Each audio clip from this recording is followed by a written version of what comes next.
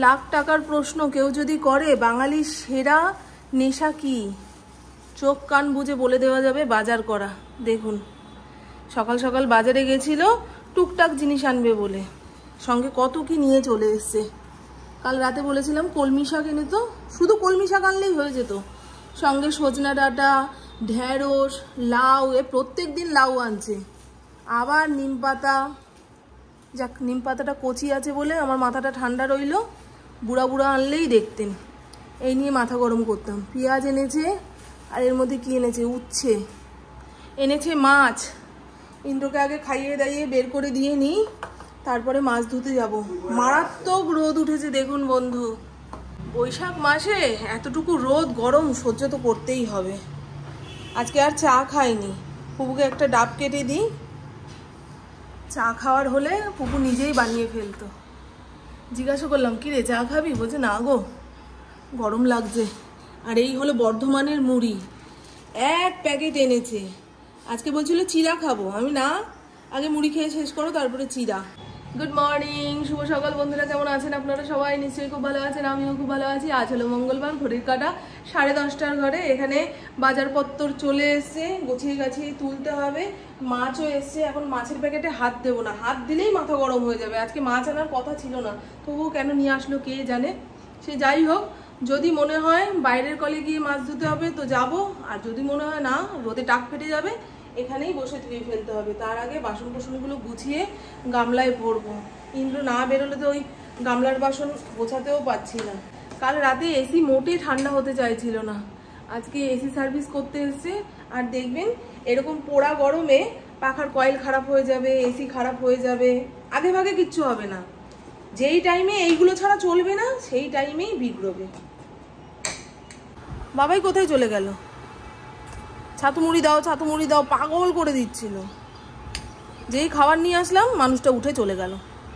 এইরকমই হয়, খাওয়ার বেড়ে টেবিলে অপেক্ষা করব, কেউ আসবে না। আবার বসে থাকতে দেখলে এই খেতে দাও, এই খেতে দাও, এই খেতে দাও। ছাতুর মধ্যে জলটা বেশি পড়ে গেছে, সেই জন্য ঘেটে ঘুটে দেখলাম। ও মা, আরে ডাব কেটে দিই।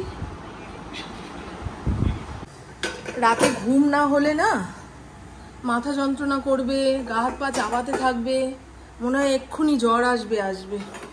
আমার তো এরকমই লাগছে। আজকে সারাটা দিন আপনাদের সঙ্গে হাসি মুখে কি করে কথা বলবো কে জানে। ওরা চলে গেলে, মানে এসি সার্ভিসের লোকেরা চলে গেলে ঘর দূর গুছিয়ে ফেলতে হবে। বিছানার চাদরটা উল্টে দিয়ে আসলাম।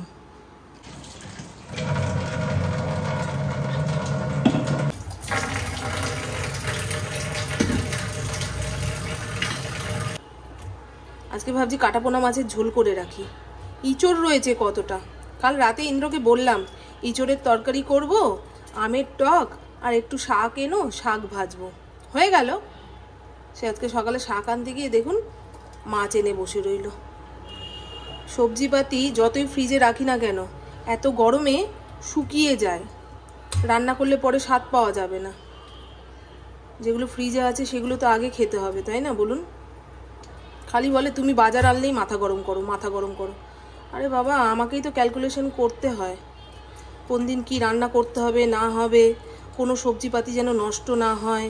একই জিনিস পরপর 2 দিন রান্না করব না, ভাবুন তো।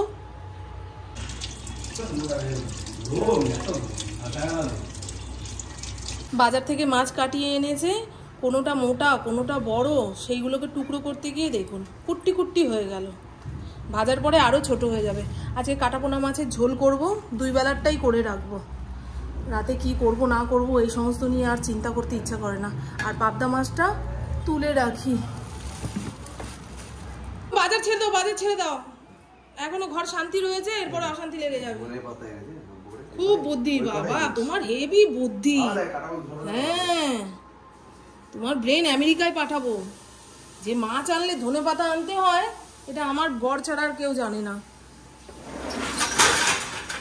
চলুন বন্ধু, এই অশান্তি লাগানোর পরিকল্পনা করছে। এই কারণে ইন্দ্রকে বলি সকাল হবে, পুজো আচ্চা সারবে, সকালের খাওয়া সারবে, বেরিয়ে যাবে। ফড়িংয়ের গা চুলকাচ্ছে, পাশে শুয়ে গা চুলকেই যাচ্ছে, ওর জন্য ঘুমাতে পারিনি। আবার সকাল সকাল উঠবো, সেই তাড়াতে 7টা 7:30টার মধ্যে ঘুম ভেঙে গেছে। ঘুম ভাঙার পরে এক ফোঁটা রেস্ট না নিয়ে ঠাকুর ঘর মুছেছি, ঠাকুর ঘরের বাথরুম পরিষ্কার করেছি, এই হ্যানা ত্যানা হাবিজাবি করতে করতে আমি এতটাই ক্লান্ত। এসে দেখি 2 পদের মাছ নিয়ে এসছে। বললাম কাল রাতে এক পরিকল্পনা করেছি, আর সকালে উঠে দেখি এমন বাজার হয়েছে, অন্যরকম রান্না বান্না। এখন এসি সার্ভিসের ছেলেগুলো চলে যাবে, ঘর দোর গোছাতে হবে, নাহলে রান্নাবান্না সেরে বডিটা যে একটু ফেলবো সেটা হবে না। ফরিনকে অনেকক্ষণ যাবত ঘরে আটকে রেখেছি। কুকুকে বললাম তুই ঘরে বস, সবাই যদি বাইরে বসে থাকিস, ও ঘরে একা থাকলে যতই রাজকীয়ভাবে থাকুক না কেন কেঁদেই যাবে কেঁদেই যাবে। ফরিনের অভ্যাস হয়েছে কান্নাকাটি করা। ইন্দ্র যখন দুপুরে বাড়িতে ফিরবে ও 2-3 মিনিট ঘরের মধ্যে ঘোরাঘুরি করবে, যখন দেখবে ওই 5-10 মিনিটের ওপরে হয়ে যাচ্ছে, বাবা তো আসছে না, আমি বাবার মুখ দেখতে পাচ্ছি না, ব্যাস কান্নাকাটি শুরু।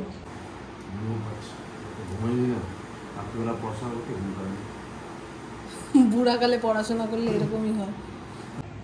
এই নিম পাতার আটি কত করে নেয় জানি না, 10 টাকা না 20 টাকা এই পুরোটা? আর আনবে না নিম পাতা, এইটাকে আমি শুকনো কলায় ভেজে বয়ামে ভরে রেখে দেব, সারা গরম রেখে খাওয়া যাবে। অবশ্য আর কয়েকদিন পরে নিম পাতা বুড়া হয়ে যাবে, নিম গাছে ফুল চলে আসবে, তখন আর বাজারে পাওয়া যাবে না। আজকে কি রান্না করব না করব মাথা খাটাতে পারছিলাম না, তাই কয়েকটা পটল কেটেছি, পটল দিয়ে আলু দিয়ে কাটাপোনা মাছের ঝোল হবে। গত পরশুদিন উচ্ছে এনেছিল, আজকে খেয়ে ফেলতে না পারলে নষ্ট হয়ে যাবে, তাই ঝিরিঝিরি করে কেটে রেখেছি। আর কুমড়োর অবস্থা দেখুন, এই কুমড়োটা এদিক ওদিক থেকে ফেলে যেটুকু বাঁচবে উচ্ছে কুমড়ো দিয়ে ভাজবো।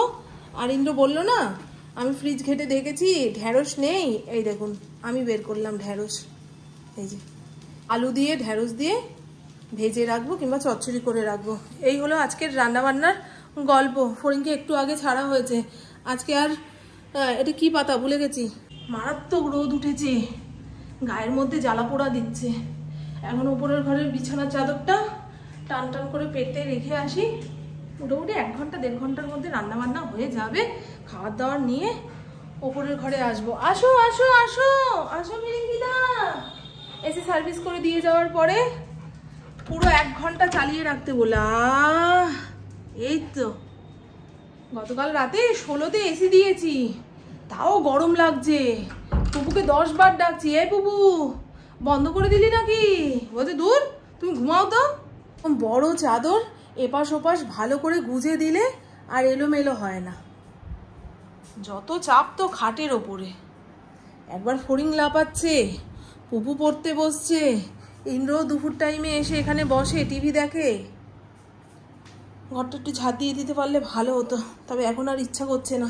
ওদিকে রান্না বসিয়ে এসছি। বাবা তুমি কি ওপরের ঘরে থাকবে? চলো আমরা নিচে যাই নাকি?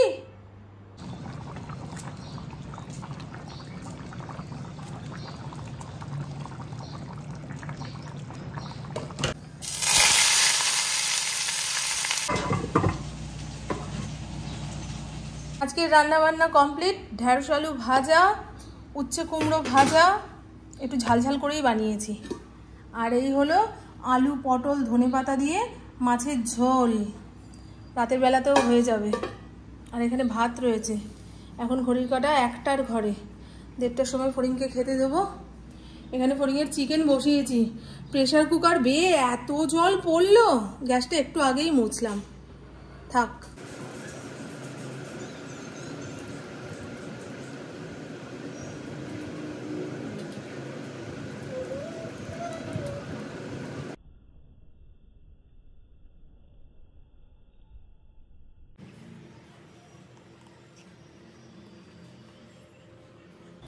কি হয়েছে রে? কি হয়েছে? মিন্ত্রা থেকে পার্সেল রিটার্ন নিতে এসছে। এখন সকাল দুপুর সন্ধে কোনো সময় মানে না, মনে যায়নি।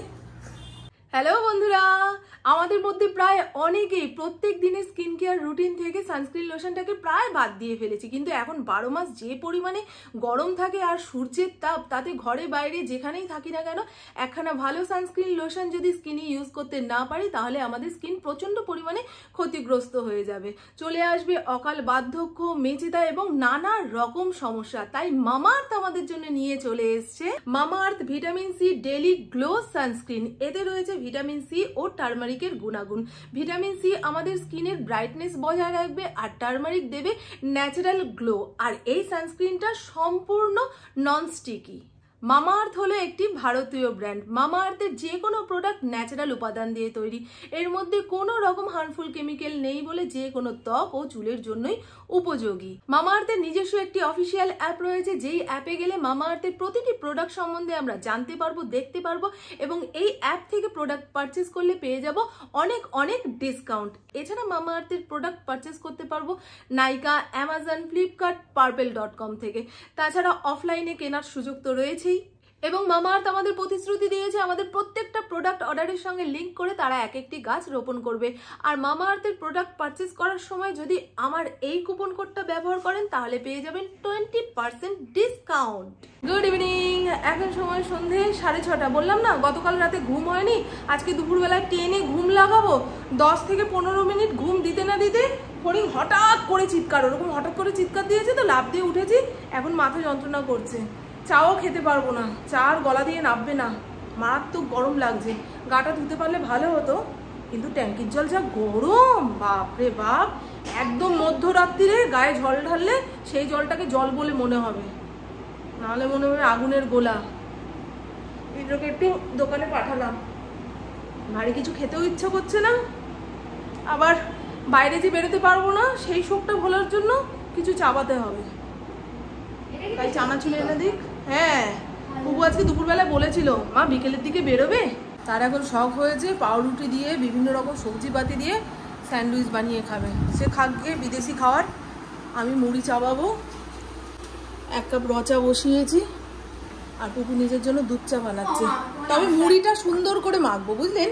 এখানে রয়েছে আচারের তেল, পেঁয়াজ, শসা, লঙ্কা কুচিয়ে নিয়েছি, মুড়ি, চানাচুর একসঙ্গে নিয়ে নিয়েছি।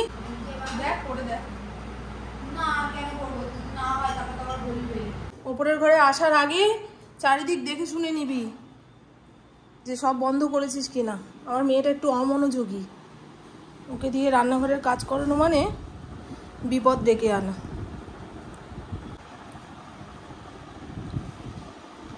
দে রে, ওকে একটু দে, ভেতর থেকে একটা শশা কুচিয়ে ওর মুখের মধ্যে ফেল। চলো ভাত খাবে, চলো। একে টেনে হিঁচড়ে বের করা যাচ্ছে না ঘর থেকে। চলো ভাত খাবে, চলো, 10টা বাজে, চলো আসো আসো, গুড বয়। চলো তোমাকে খেতে দিয়ে দিই, চলো, বাবার আসতে মনে হয় দেরি হবে। ইন্দ্র বাড়ি থেকে বলে বেরোলো 9:30টার মধ্যে বাড়িতে চলে আসবে, এখনো সে আসছে না। ফড়িংকে খাওয়ান দাওয়ান দিয়ে দিই। আর মাঝখানে এসে রান্নাঘর পরিষ্কার পরিচ্ছন্ন করে গেছি, ঘর দুয়ার ঝাড় দিয়ে নিয়েছি, মানে যাবতীয় যত কাজ ছিল রাতের দিকে সব কমপ্লিট করে ফেলেছি। সকালে একটু দেরি করে উঠলেও কিছু যাবে আসবে না। ফড়িংকে খেতে দেওয়ার পরে আমি একটুখানি হেয়ার কালার মাথায় দেব। পুপু বলছে রাতে খাবে না, বিকেলে যে স্যান্ডউইচ খেলো সেটাতেই পেট ভর্তি। তাই বললাম এখন সবে 10টা বাজে, তো 10:30টার সময় যদি খিদা পায় মেখে ঝুঁকে খাইয়ে দেবো, কারণ অত বড় একটা রাত না খেয়ে থাকলে ঘুমটাও আটুসাটু হবে না। খেয়ে নাও বাবা। গামছাগুলো রাখার ছিঁড়ি কি, আমি যত গুছিয়ে গাছিয়ে রাখি কেউ না কেউ হাত মুছে গামছাটাকে অর্ধেক ঝুলিয়ে দিয়ে চলে যাবে। ফড়িংয়ের খাবারের প্লেটে ঠেকছি। তো চলুন বন্ধু, এবারে হেয়ার কালারটা লাগিয়ে নিই। আমি রাতের দিকেই লাগাই, দিনের বেলা লাগালে না সামনেটা কেমন হয়ে থাকে। আমি কেয়া শেডের ব্ল্যাক শাইন অয়েলটা মাখি, এই দেখুন যতটা লাগবে ঢেলে নিয়েছি, শুধু সামনের টুকুতে দেব। এর মধ্যে কোনো রকম কেমিক্যাল নেই, ন্যাচারাল উপাদান দিয়ে তৈরি, তাই চুলের কোনো রকম ক্ষতি করে না। আমি বেশ অনেক দিন যাবত ব্যবহার করছি। বারবার ব্যবহার করার পরে সাদা চুলের সংখ্যা যে বেড়ে যাবে কিংবা সামনের চুল উঠে যাবে সেরকম সমস্যাও হচ্ছে না। আমি খুব ভালো আছি এই হেয়ার কালারটা চুলে দেওয়ার পরে।